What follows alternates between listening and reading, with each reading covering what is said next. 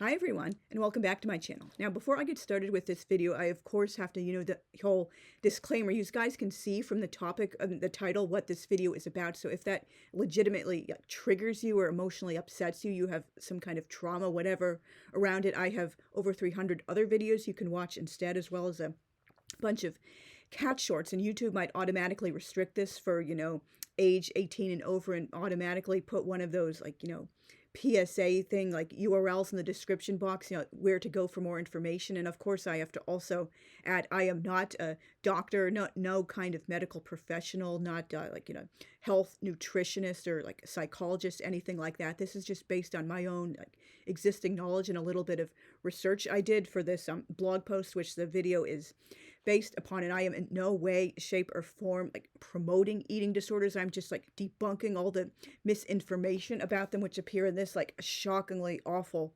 book by the late fraud Beatrice Sparks, who is not a PhD as she claimed to be. She was not a psychologist, did not have any kind of college degree at all, not even an associate's degree. I think this might be one of her absolute worst books. I mean, it's a tough race to the bottom, which pretty much all of her books, they were bad, but this one is just more shallow than usual, and the medical misinformation is just so freaking insulting. And so let's just start going over everything that is wrong with this crappy book. The subject of eating disorders, as portrayed in Kim, Empty Inside, by the late fraud Beatrice Sparks, is so egregious it merits its own separate detailed video. I'm shocked Avon Books didn't make her get CDC approval and quotes from doctors for the front matter, as they did with It Happened to Nancy, and I have a whole slew of previous videos about that awful book.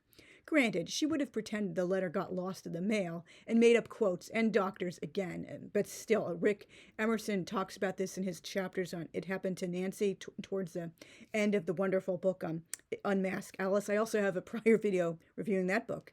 It's like everyone had caught on to the fact that she was a true author by that point. This book was published in 2002, and so didn't think the charade were worth the bother anymore.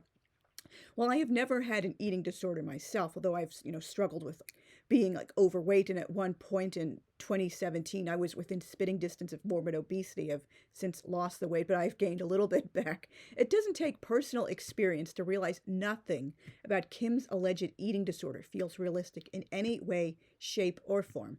The only accuracies are the medical definitions and details Dr. Fraud dumps on the page near the end. And how convenient Kim is transcribing all of the medical inserts she's given in the psych board and saying, no, that's hogwash. That doesn't apply to me. And all the doctors are saying, oh, this is what will happen to you if you're fainting and you're just having dilated pupils, and this is bad, and all these other things. We're putting you in a psych ward because we're really terrified this thing is going to happen to you. Just it's just idiocy. She did this a lot, and It Happened to Nancy too. Unless you're deliberately keeping a journal with the hopes for publication, or at least handing down to your family or something, or maybe just for your own personal records, that's the kind of thing you like to do, so you want memories and detailed information about this. Why are you, unless you're doing that specifically, why are you going to put all this info dumpy medical detail in your journal about any kind of health issue you're going through? That just doesn't really make sense. That's not how many people journal, even if you're going through a historical time or some kind of a health issue or whatever. But again, she was totally out of touch with everything about reality. Kim puts her dinner in a napkin and hides it behind a plant at a restaurant 1 month after she starts thinking about losing weight to get better at gymnastics. Well, there's no one length of time it takes for an eating disorder to manifest. Many times they develop slowly, in stages, over years, or at the very least over many months.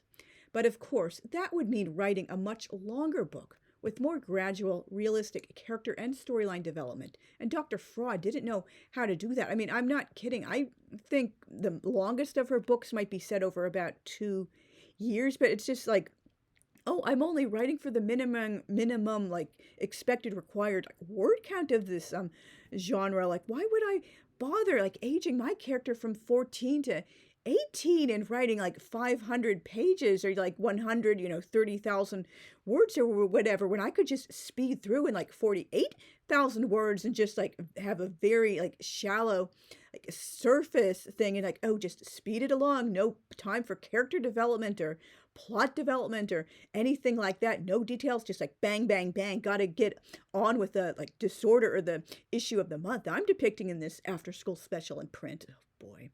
Kim's unhealthy relationship with food isn't depicted realistically or consistently. Many times, people don't skip right to skipping meals or barely eating. Instead, they obsess about losing weight by excessive exercising, eating more fruits and vegetables in their quest to be like, oh, I got to be healthy. I can only eat this kind of fruit or this kind of food. I'm going to be a fruitarian or a liquidarian now. Cutting out sweets and snacks, counting calories obsessively, other things like that. It, of course, varies from person to person. It's only after their mindset switches into disorder mode that they start fasting or binging and purging. And in Kim's case, she does both of them. I did, look up. Apparently, that's like not so uncommon. But again, like a Dr. Freud loved to just pack in as many complications and worst case scenarios as possible. So just like, oh, if this is something I read about in my psychology textbook or in the newspaper article, oh, I've got to pack that in, because whoever heard of someone who only has like 3 of these like types of like, AIDS complications, or someone who only has anorexia, she can have both of them at the same time, both anorexia and bulimia. It's just so, well, unrealistic. But again, this woman was a terrible, terrible, terrible excuse of a writer. She definitely needed a crash course in, how to write actual classes, but, she couldn't be arsed to do that.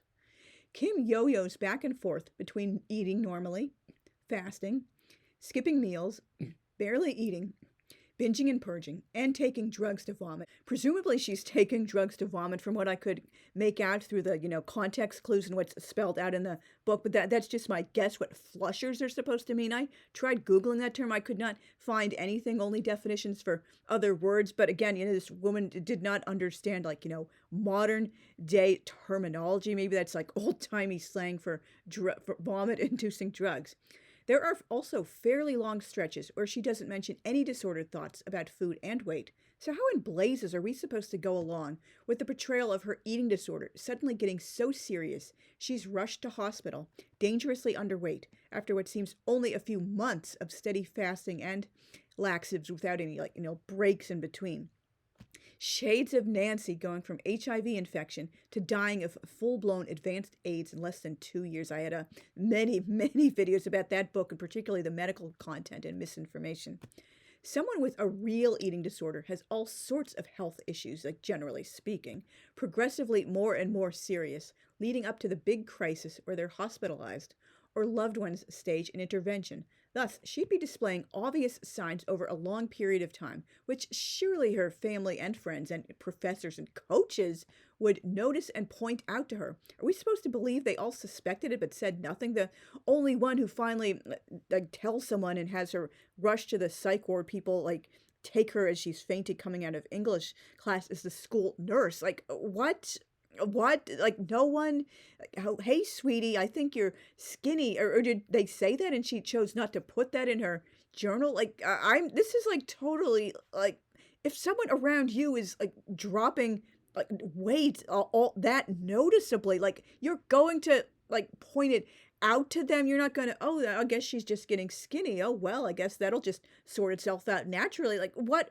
I cannot understand what the F she was trying to go for with this. It's just so stupid.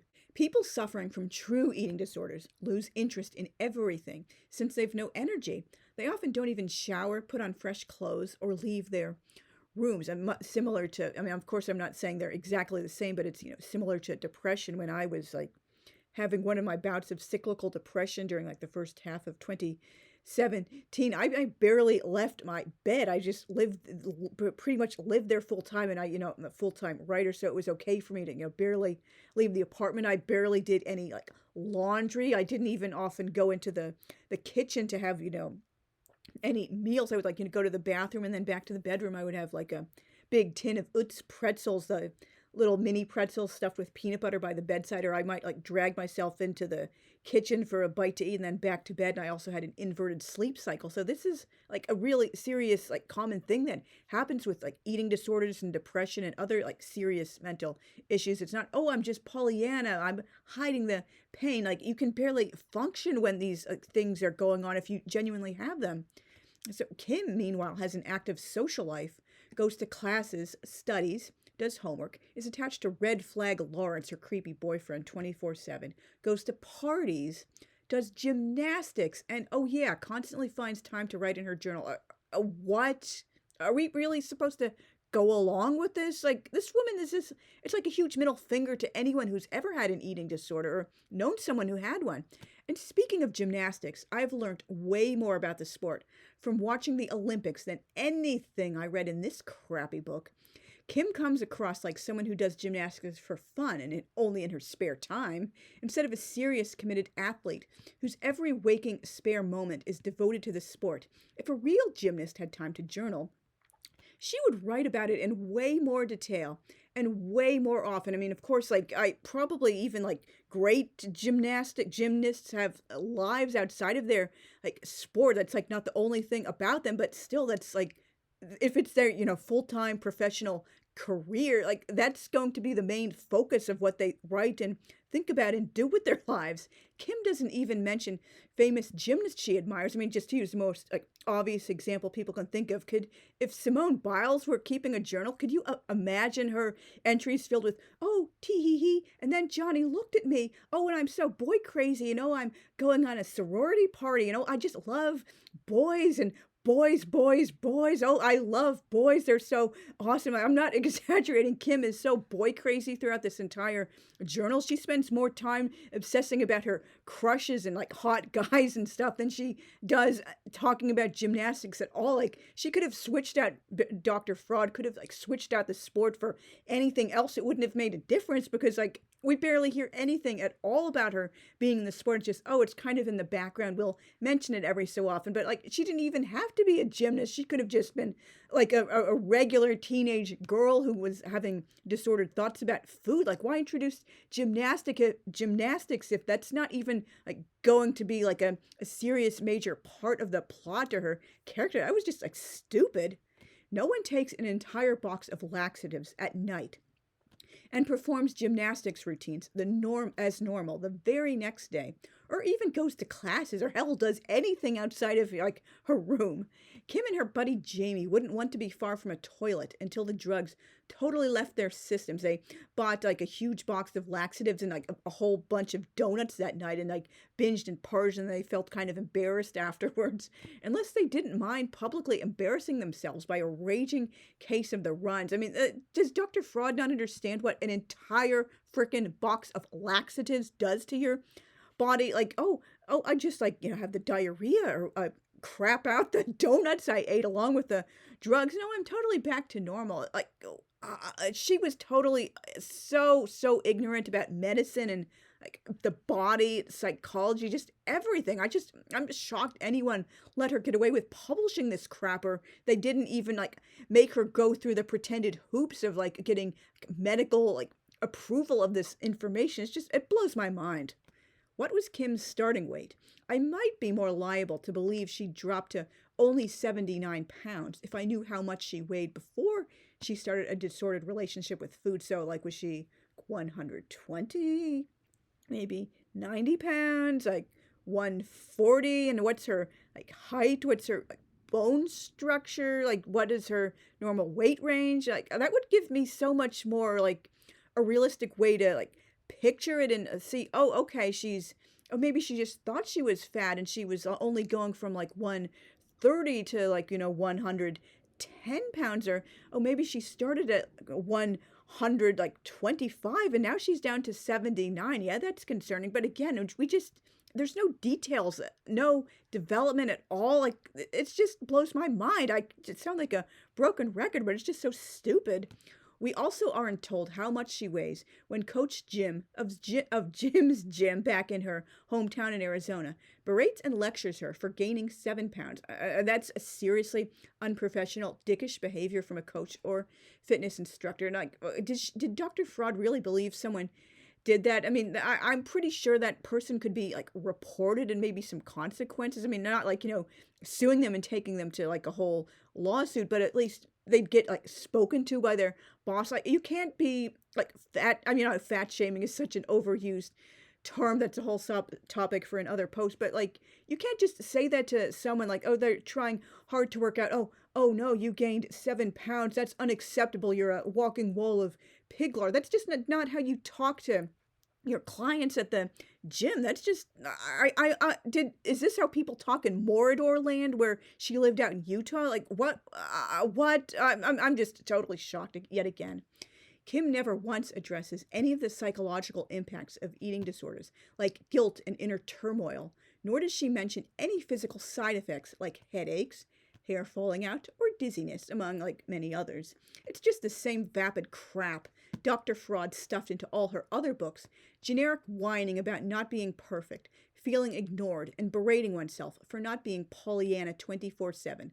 Most of the time, though, Kim is unnaturally cheerful and happy about everything. And if you're that damn happy about everything else in your life, why are you getting an eating disorder? I mean, of course, I'm like, the whole trope, like the stereotype, oh, how could you be depressed? You seem like you have a great life. Everything is going well for you. Like, yeah, your brain can be like disordered in other ways. Like, it's not like situational depression. It's, chronic like depression, clinical depression. Yeah, but she does not seem like she's pre-wired to like that kind of disordered thinking. She just has like this happy life, and then out of nowhere, I'm suddenly getting a disordered relationship with food, and I'm still happy about everything, but that one thing is a disorder. It's just totally inconsistent. Like, yet again, she did not know how to keep character development and story arcs like consistent or even like rational, plausible, believable. Recovery, like onset, also often takes a very long time. There are relapses, ups and downs, self-doubt, even just the mere act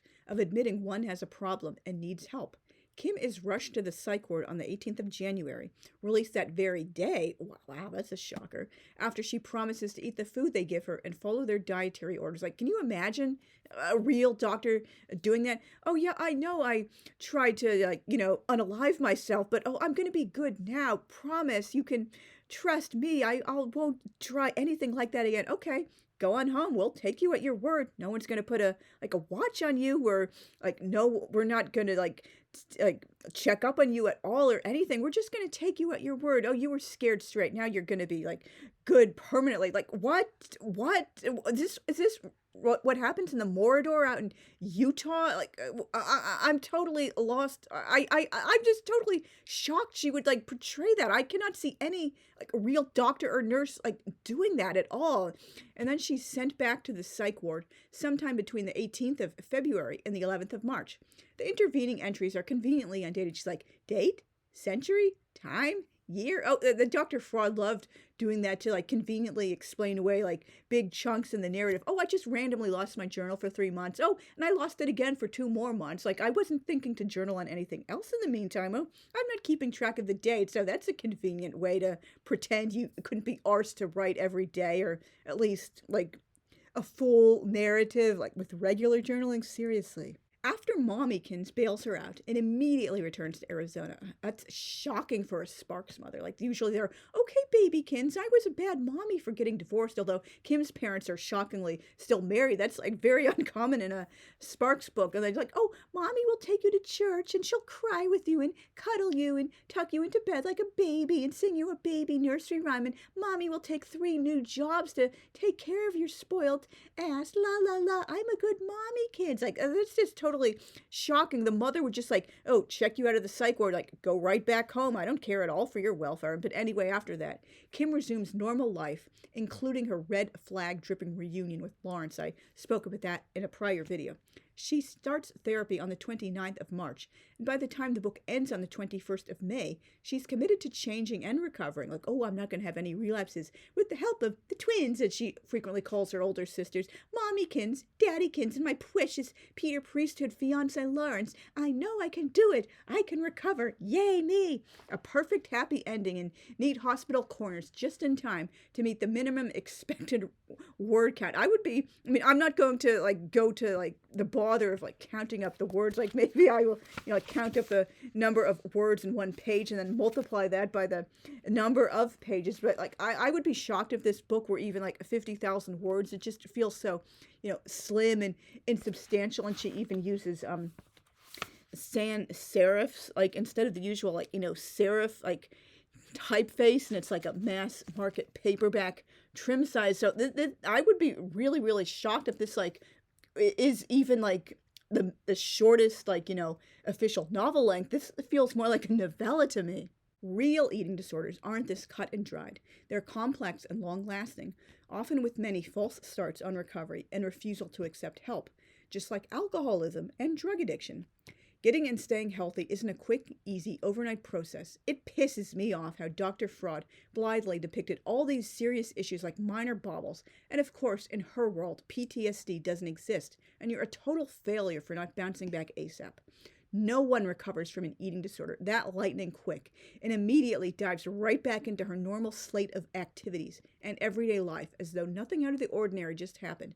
Dr. Fraud was a big believer in dumping that whole gagging load of gagging garbage in the past and pretending it didn't happen. Like, oh, I don't want to wallow in ugly things from the past. Oh, that happened, but I've made a sacred oath to get out of the gross past with the whole gagging garbage and into my foreverish long future. Bad things never happen. This is like a typical Mormon thing. She well and truly could not think outside of her morgue-bought frame of reference. This is one of Dr. Fraud's absolute worst books, possibly even worse than the horrific Annie's Baby and Treacherous Love. I hate to give those books any credit at all, but at least it seems like she had a somewhat more developed plot in those books. Yeah, they suck ass too, but at least they're not as bad as this. And I can't believe I'm actually saying that. This is how bad this book is. It's like she wasn't even trying anymore by this late in her career, and she only had one more book after this, Finding Katie, which surprisingly isn't that bad by her standards. I gave it a 3 out of 5 stars, but like who knows, maybe I would like it even less if I reread it now. The depiction of eating disorders is as shallow and superficial as Kim herself, and is a total insult to people who have actually gone through anorexia and bulimia. Beatrice Sparks, you suck. Thank you very much for watching all the way through to the end. Please feel free to leave me a comment. Letting me know, like, if I made any misinformation at all myself, like, it was not intentional at all. This was just, like, based on my own, like, research from, like, reputable sources and stuff. As I said, I do not have, like, personal experience with this issue at all. But, as long as your comment is, like, polite and respectful, just letting me know, like, I made some, mistakes, or, like, correcting me, or I left, like, other things out, just feel free to let me know. I do love seeing comments from you guys, even though I'm a bit in arrears and getting back to them lately with my commitments to my writing and like transcription for the National Archives and stuff like that. And like I will see you guys again very soon. Thanks for watching. Bye.